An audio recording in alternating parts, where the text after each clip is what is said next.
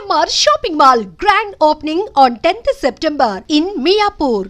ఆర్థికంగాను, సాంకేతిక పరంగాను, సైనిక పరంగాను అమెరికా చాలా మేరకు బాధ్యతగా వ్యవహరించింది. యూరోప్ని రెండో ప్రపంచ యుద్ధం తర్వాత సర్వనాశనమైన తర్వాత పెంచడంలో కానీ మార్షల్ ప్లాన్ ద్వారా యుద్ధంలో ఓడిపోయినా కూడా జపాన్ని, జర్మనీని హక్కులు చేర్చుకుని ఆ రెండు దేశాలని పెంచడం కానీ, ఆసియా ఖండంలో దక్షిణ కొరియా కావచ్చు, లేకపోతే సింగపూర్ కావచ్చు, తైవాన్ కావచ్చు, ఈ దేశాలను పెంచడం కానీ, చివరికి సిద్ధాంతపరంగా విభేదాలున్నా కూడా చైనా పంథా మార్చుకోగానే చైనాకి పూర్తిగా మద్దతు ఇచ్చి సాంకేతిక విజ్ఞానం పెట్టుబడులు, మార్కెట్లో అవకాశాన్ని ఇచ్చి చైనాను పెంచడం కావచ్చు. ఒకప్పుడు మనలాంటి దేశాల్లో ఆహారం లేకపోతే ఆహారాన్ని PL-480 నాటి నిధుల ద్వారా అందించి లక్షలాది మంది ప్రాణాలు పోకుండా, ఆకలి బాధలకు గురి కాకుండా కాపాడడం కావచ్చు. ఇలాగ చాలా బాధ్యత వ్యవహరించింది కొన్ని తప్పులు జరిగినా కూడా. ప్రపంచ వాణిజ్య సంస్థని పెంచింది అమెరికా. అంతర్జాతీయ వాణిజ్యం ఉండాలి, వస్తువులు, సేవలు అందరికీ ఏది బాగా మన్నిక ఉంటే, ఏది తక్కువ ఖరీదు అందరికీ అందే ఏర్పాటు ఉంటే ప్రపంచం అంతా బాగుపడుతుంది. మనం గిరిగీసుకుని గోడలు కట్టుకుంటే అందరం నష్టపోతామని చెప్పని గట్టిగా వాదించింది అమెరికా. నచ్చ చెప్పింది అమెరికా. మనలాంటి దేశాలని మీరు ప్రపంచ వాణిజ్యంలో భాగస్వాములు కానీ ప్రోత్సహించింది అమెరికా. వాళ్ళు అలాంటి అమెరికా వచ్చి మా దేశాన్ని గోడలు కట్టేస్తాం, మీ దేశం నుంచి మాకు ఎగుమతులు రావడానికి లేదు, ఇష్టం వచ్చినట్టుగా మీ మీద ఆంక్షలు విధించేస్తాం, లేకపోతే టారిఫ్లు పెట్టేస్తాం, మీ ఎగుమతులు ఇక్కడ అందకుండా చేస్తాం అని చెప్పిన ధోరణి ఒక రకంగా ఒక బలమైనటువంటి గోండా ఆయుధాలు పట్టుకుని బలహీనులందరినీ కూడా బాధిపరుస్తాను డబ్బడని చెప్పినట్టుగా ఉన్నది. దానికి సులువైన పరిష్కారం స్వల్పకాలంలో లేదు. ఎందుకంటే అమెరికా ప్రపంచ మార్కెట్లో దాదాపు 20% అమెరికాది, 25% అమెరికాది. కాబట్టి మీరు ఏ వస్తువు అమ్ముకోవాలన్నా అమెరికాలో అమ్ముకోవడం లేకపోతే ప్రస్తుతానికి చాలా ఇబ్బంది అవుతుంది. ఎల్లకాలమైనా ఉండదు, కాలక్రమేణా పోతుంది, తగ్గిపోతుంది. అంటే అమెరికాయే చేస్తున్న చర్యలా కొనసాగినట్టయితే ఇతర దేశాలు పెరుగుతున్నాయి, ఎల్లకాలం ఒక్కళ్ళే ఉండరు. మరి అమెరికా కనుక ప్రపంచంతో సామరస్యంగా మెలిగి అందరితో సమానంగా ఉండి అందరికీ అవకాశాలు ఇవ్వకపోయినట్టయితే మిగతా ప్రపంచం మన దాంతో చూసుకుంటుంది. కానీ ప్రస్తుతానికి ఖచ్చితంగా ఇది సంకటం, దానిలో అనుమానం లేదు. అంచేత మనం మన ప్రయోజనాలను కాపాడుకోవటం, దానిలో రాద్ధాంతం చేయకుండా మన మూల ప్రయోజనాలు, మన కోర్ ఇంట్రెస్ట్ అంటున్నాం, స్ట్రాటజిక్ ఇంట్రెస్ట్. ఉదాహరణకి వ్యవసాయంలో వంట నూనె ఉన్నది. వంట నూనె యథేచ్ఛగా మీరు అమెరికాది కోరట్లేదు, కానీ యథేచ్ఛగా దిగుమతులు ప్రోత్సహించండి, తక్కువ ఖరీదుకి దిగుమతులు వస్తాయి, మీ దేశంలో వంట నూనెకి ఉండదు, నూనె పండించే వాళ్ళతో నాశనం అవుతారు, మీరు శాశ్వతంగా మా దేశం ఆధారపడాలని చెప్పన్నారనుకోండి, మన ప్రాణమైన ఎదుర్కోవాలి. నేనే చాలా కాలం పోరాడి వంట నూనె దిగుమతి మీద టారిఫ్లు, దిగుమతి సుంకం పెట్టించింది నా వల్ల వచ్చింది.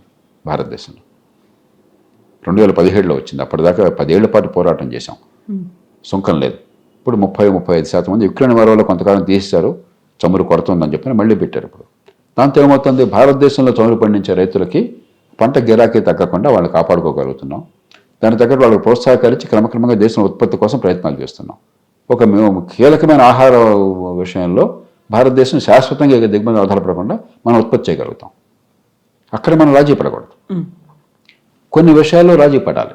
మనం మొండి వాదన, పిడి వాదన. ఉదాహరణకి GM seeds, genetically modified seeds, దాని ఉత్పత్తులు రావాలా వద్దా, లేకపోతే అలాంటి టెక్నాలజీ రావాలా వద్దా? ఖచ్చితంగా రావాలి.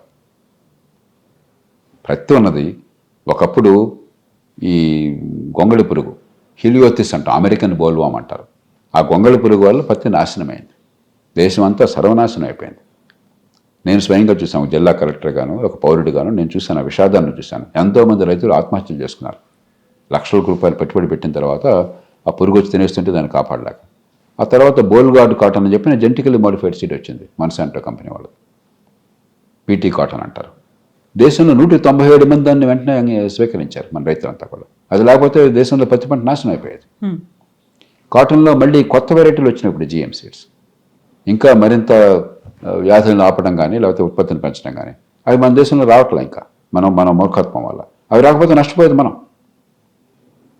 కాబట్టి GM సీడ్స్ వల్ల ప్రజలకి హాని జరుగుతుంది, ఆరోగ్యం దెబ్బతింటుంది అన్నది పూర్తిగా అశాస్త్రీయమైన, ఆధారం లేని వితండవాదం. మానవ చరిత్ర మొత్తం కూడా ఈ జన్యువుల్ని మనకు పనికొచ్చేట్టుగా తీర్చిదిద్దడంలో ఉన్నది. వ్యవసాయం వచ్చింది ఆ రకంగా. ఆల్మండ్స్ ఉన్నాయి ఉదాహరణకి, తెలుగులో ఏమంటాం ఆల్మండ్స్ని? బాదం పప్పులు. బాదం తీయగా చాలా రుచిగా ఉండేటువంటి పండు కాదు, పదార్థం కాదు. 190 బాదం చెట్లు చేదుగా ఉండేవి. ఆ ప్రాచీన మానవుడు ఏం చేశాడు, అవి చూసి ఏ మొక్క నుంచి మనకు తినేటికి పనికొచ్చేటువంటి బాదం వస్తుంది, ఏ మొక్క నుంచి పనికిరాని బాదం తినకూడని వస్తుంది, అది వేరు చేసి జాగ్రత్తగా ఈ సీడ్స్ని, ఈ విత్తనాలను మాత్రమే పక్కన పెట్టి వాటితో మొక్కల్ని పెంచి తరతరాలుగా కొన్ని వందలేళ్ళు పోరాటం చేస్తే, ప్రయత్నం చేస్తే సెలెక్టివ్ బ్రీడింగ్ అంటాం. అప్పుడు మనం ఇవాళ తినే బాదం వచ్చింది. వ్యవసాయంలో ఏ వస్తువు వచ్చినా కూడా దేవుడో లేకపోతే ప్రకృతి వరి పండించుకో, గోధుమ పండించుకో అని రాలా. ఆ పంటను కానీ, ఆ పంటలో ఏ మొక్కలు పనిచేస్తాయో ఆ జన్యువులు కానీ మన ప్రాచీన మానవులు వేరు చేశారు. తర్వాత టెక్నాలజీ పెరిగిన తర్వాత మనం హైబ్రిడైజేషన్ మొదలెట్టాం, క్రాసింగ్. దానిలో మళ్ళీ రకరకాలు వచ్చినాయి. ఈ జీఎం టెక్నాలజీ అంటే ఏం లేదు, దాన్ని జీన్స్ అంటే అర్థం, ఏ జీన్ వల్ల మనకు పనికొచ్చే లక్షణాలు చూసి ఆ జీన్ని పెట్టగలుగుతున్నాం. 10,000 సంవత్సరాలుగా మానవ జాతి ఏం చేస్తుందో ఇదే వేగంగా చేయగలుగుతున్నాం అంతే. దాన్ని అడ్డుకోవడం ఏమిటి, మూర్ఖత్వం తప్ప. కాబట్టి ఒడిపోయి వ్యవహరించాలి, మన ప్రయోజనాన్ని కాపాడుకోవాలి. దీనిలో భేషజం కాదు, అహంకారం కాదు, అలాగే బేలతనం కాదు, బలహీనత కాదు, రెండూ ఉండకూడదు. ఒడిపులు ఉండాలి, మన మౌలిక ప్రయోజనాలను కాపాడుకోవాలి, మనం కార్యసాధనకి దిగాలి. కాలక్రమేణా ఇలాంటి ఒడిదుడుకులు పెద్ద దేశాల నుంచి వచ్చిన ఇబ్బంది లేని రీతిలో ఎలా ఉండాలో మనం ఆలోచించాలి. ఉదాహరణకి గతంలో తెలుసో తెలియకో ఎన్నో ఒప్పందాలను తిరస్కరించాం మనం. ఆర్సెప్ అని ఉంది, ఆర్సీఈపీ అని ఉంది, రీజనల్ కాంప్రహెన్సివ్ ఎకనామిక్ ప్యాక్ట్ ఏదో ఉంది. దానిలో మన భాగస్వాములు కాదు, మనమే బయటకు వచ్చాం. జపాన్ ఉంది దానిలో, చైనా ఉంది, దక్షిణ కొరియా ఉంది, ఆస్ట్రేలియా ఉంది, సింగపూర్ ఉంది, మరి ఆగ్నేయ ఆసియాలో దేశాలనే ఉన్నాయి. మనం కావాలని బయటకు వచ్చాం, నష్టపోతుంది మనం. అలాగే మరెన్నో ఒప్పందాలు మనం పెద్ద పట్టించుకోవాలి, మనం ఆంక్షలు విధించుకున్నాం. ఇప్పుడు దాని నుంచి బయటపడి మన ఉత్పాదకతను పెంచుకోవాలి, పోటీతత్వాన్ని పెంచుకోవాలి, అదే సమయంలో ప్రపంచ వాణిజ్యంలో భాగస్వాములు కావాలి. దీర్ఘకాలంలో మన ఉత్పత్తిని పెంచుకోవాలి, ఉత్పాదకతను పెంచుకోవాలి, మన పోటీలో నిలబడగలగాలి. దానికి ప్రత్యామ్నాయం లేదు. కాబట్టి స్వల్పకాలిక వ్యూహం, దీర్ఘకాలిక వ్యూహం, ఊడిపోయినటువంటి తీరు. అంతేగాని తాబట్టిన కుందేటికి మూడే కాళ్ళని అమెరికా అంటే అమెరికాకి నష్టం, ప్రపంచానికి నష్టం, మనం అంటే మనకు నష్టం. కాబట్టి మనం ఎక్కడ కొంచెం పట్టుడుపులతో చేయాలి. ఇక్కడే మనం వ్యవసాయం గురించో మిగతా వాటి గురించి మాట్లాడుకున్నప్పుడు మన దగ్గర ఉన్నటువంటి మేధో సంపత్తి అక్కడికి వెళ్ళిపోయింది అనేది గతంలో కూడా ఒక మాట అన్నారు. ఎవరైతే భారతీయుల్ని తీసుకొచ్చుకుంటారో వాళ్ళకి ఎంప్లాయ్మెంట్ ఇస్తారో వాళ్ళకి సంబంధించి టారిఫ్లు, సాంక్షన్లు విధిస్తామనేది. ఆ తర్వాత చైనాలో భారతదేశంలో పెట్టుబడులు పెట్టడంతో పాటుగా విద్యార్థులకు సంబంధించి, ఎంప్లాయ్మెంట్కి సంబంధించి ప్రతి దాంట్లోనూ ట్రంప్ మనకి చెక్ పెట్టే ప్రయత్నం చేస్తున్నారు అని. అంత భయాందోళనకు కూడా ఆస్కారం లేదు. వాణిజ్యంలో ఆంక్షలు ఉన్నాయి తప్ప మనకి సేవలు అందించే భారతీయులు ఇక్కడి నుంచి అక్కడికి వెళ్ళిన వాళ్ళు, భారతీయ సంతతి వాళ్ళు ఆ దేశంలో చాలా మంచి పనులు చేస్తున్నారు, ఒదిగొదుగుంటున్నారు, సమాజంలో మిళితమైపోయినారు. వాళ్ళు వాళ్ళ ఆర్థిక వ్యవస్థకు అవసరం. కాబట్టి మేధో వలస మనం భయపడక్కర్లేదు. మేధో వలసకి మనకు పరిష్కారం ఏంటంటే అపారమైన మేధస్సు వృధా అవుతుంది దేశంలో. కాబట్టి అందరికీ మంచి ప్రమాణాల విద్యా నైపుణ్యం వచ్చే ఏర్పాట్లు చేస్తే 10 మంది పోయినా 90 మంది మనకు మిగులుతారు. అది ఇవ్వకపోవటం మన తప్పు. అలాగే వీళ్ళు వద్దు అనుకుంటే నష్టపోయేది అక్కడ కంపెనీలు, అక్కడ ఆర్థిక వ్యవస్థ. అక్కడ మీరు చెప్పినంత ఆందోళనకరంగా పరిస్థితి ఏం లేదు. వలసల విషయంలో చట్టబద్ధంగా వెళుతున్నంత వరకు, నైపుణ్యంతో వెళుతున్నంత వరకు, అక్కడ చట్టాన్ని పాటిస్తున్నంత వరకు వలసల విషయంలో ఇబ్బందులు లేవు, మామూలుగా వచ్చే తప్ప. కానీ వాణిజ్య విషయంలో ఖచ్చితంగా చాలా తీవ్రమైన ఆంక్షలు, చాలా దురుసుగాను, తీరుతెన్ను లేకుండా, ఆర్బిటరీ అంటాం, ఏదో లేడికి లేచిందే పరుగులాగా, ఆ పొరలో పుట్టిన బుద్ధి ఏది పుడితే ఆ క్షణంలో అది, రేపు పొద్దున మళ్ళీ మనసు మారిపోతుంది, పూర్తిగా ఇంకో బాధ్యత వస్తారు. కాబట్టి దీని నుంచి ఒడుపుగా మనం తీసుకోవాలి. ఉదాహరణకి 25% టారిఫ్ అన్నారు, ఒప్పందం ఏదైనా కుదిరితే దాన్ని వచ్చేదాకా. ఇంకో 25% రష్యా ఆయిల్ కొంటున్నాం కాబట్టి అన్నారు. మరి రష్యా ఆయిల్ కొనకపోతే భారత్ కానీ చైనా కానీ నష్టపోయేది ప్రపంచం.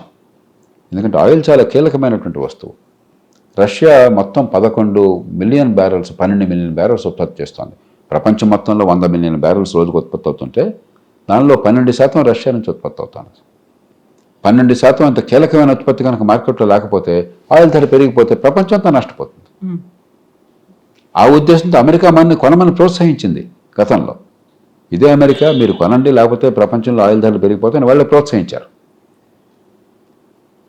ఇప్పుడు ఆంక్షలు ఉన్నాయని చెప్పిన కీలకమైన వస్తువుల మీద కనుక మనం కొనడం ఆపేస్తే నష్టపోయేది మొహం మీద కోపంతో ముక్కును మనం కోసుకుంటున్నాం. ఇది వాళ్ళకి అర్థమయ్యేట్టు చెప్పాలి. అయినా తప్పనిసరిగా ప్రస్తుతం మీరు ఆపాలి అని చెప్పంటే ఆపేద్దాం. మన కంపెనీ పోయింది ఇక్కడ కాబట్టి అక్కడ కొనుక్కుంటాం. ఆయిల్ రష్యా దగ్గర కొనుక్కోకర్లేదు. ధర పెరిగితే అందరికీ పెరుగుతుంది, మనకేం కర్మ. భారతదేశంలో ఒక్కడిగా అమెరికాకి పెరుగుతుంది, రష్యా మరి చైనాకి పెరుగుతుంది, ఇతర దేశాలకు పెరుగుతుంది. కాబట్టి మనం ఒడిపో వ్యవహరించాలి, అది వేరు చేయాలి. ఇక వాణిజ్య విషయంలో మిగతా ఒప్పందాలు ఇందాక నేను చెప్పినట్టుగా అక్కడ ఇచ్చిపుచ్చుకునే ధోరణితో మనం ఒక ఒప్పందం కావాలి. కాబట్టి మనకు ముందు మన బలాన్ని పెంచుకోవడం కోసం ఒడుపుగా వ్యవహరించాలి, చాలా లౌక్యంగా వ్యవహరించాలి. ఆత్మగౌరవం దెబ్బతినకూడదు, బేలగా బలహీనంగా ఉండకూడదు, అదే సమయంలో దురుస్థానంతో మూర్ఖత్వంతో ఉండకూడదు. సార్, ఇప్పుడు యునైటెడ్ నేషన్స్ చేయాల్సినటువంటి పనిని ఏమైనా అమెరికా అధ్యక్షుడు డొనాల్డ్ ట్రంప్ చేస్తున్నారు? గతంలో రష్యా ఉక్రెయిన్కి సంబంధించి ఉక్రెయిన్ అధ్యక్షుడితో మాట్లాడారు, అక్కడ ఏం జరగలేదు. వెరీ రీసెంట్గా రష్యా పుతిన్తో కూడా మాట్లాడారు, అక్కడ కూడా ఏం జరగలేదు.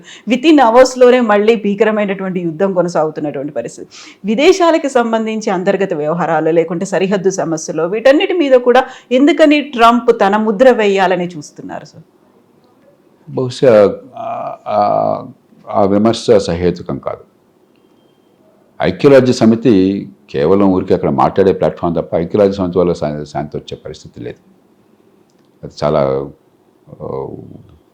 కూరలు పీకినటువంటి పాము. అక్కడ ఏం లేదు. 10 మంది కూర్చుని అక్కడ మాట్లాడుకోవడం తప్ప, వేదిక తప్ప. ఎందుకంటే జాతి రాజ్యాల యుగం ఇది. ఒక ప్రభుత్వ సార్వభౌమత్వాన్ని ఐక్యరాజ్య సమితి శాసించలేదు. ఒక దేశం తలుచుకుంటే అందులో బలమైన దేశాలు ఐక్యరాజ్య సమితిలో శాశ్వత సభ్యత్వం, సెక్యూరిటీ కౌన్సిల్, భద్రతా మండలిలో ఉన్న దేశాలు 1. 2, దాన్ని పక్కన పెట్టినా కూడా ఆర్థికంగా, దౌత్యపరంగా, సైనిక పరంగా, శాస్త్రీయంగా నిజమైన బలం ఉన్న దేశాలు. మీకు ఇష్టం ఉన్న లేకపోయినా అన్ని దేశాలు సమానమైన కాగితం మీద అంటాం, కానీ అమెరికాను ఒక చిన్న దేశం సమానం ఎట్లా అవుతుంది? అవ్వదు. భారతదేశము మనకు ఎక్కడో దుర్వినియోగిస్తే కూడా కనిపించే దేశం సమానం ఎట్లా అవుతాయి? జాతిరాజ్యాల యుగంలో బలమైన దేశాల ప్రభావం ఉంటుంది. దానిలో భాగంగా అగ్రరాజ్యాలు ప్రపంచంలో కొన్ని సందర్భాల్లో శాంతి కోసం, సైద్య కోసం ప్రయత్నం చేస్తున్నది, తప్పేం కాదు. చేస్తున్న తీరు అభ్యంతరకరం. 2 దేశాల నుంచి కూర్చోబెట్టి కొంచెం నచ్చజెప్పి మధ్య మార్గాన్ని తీసుకొచ్చి రాజకీయ చేర్పాటు. ఉదాహరణకి ఇండియా పాకిస్తాన్ మధ్య యుద్ధం వస్తే ఆనాడు తాష్కెంట్లో కదా ఒప్పందం జరిగింది. కొసిగిన్ రాష్ట్రపతిగా ఉండగా, కొసిగిన్ అప్పుడు క్రుష్చెవ్ అనుకుంటున్నాను అప్పుడు ఉన్నది, రష్యా ప్రధానమంత్రిగా ఉండగా. కాబట్టి అగ్రరాజ్యాలు ప్రపంచంలో శాంతి కోసం కూర్చోబెట్టి వాళ్ళ పలుకుడు ఉపయోగించడం తప్పు కాదు.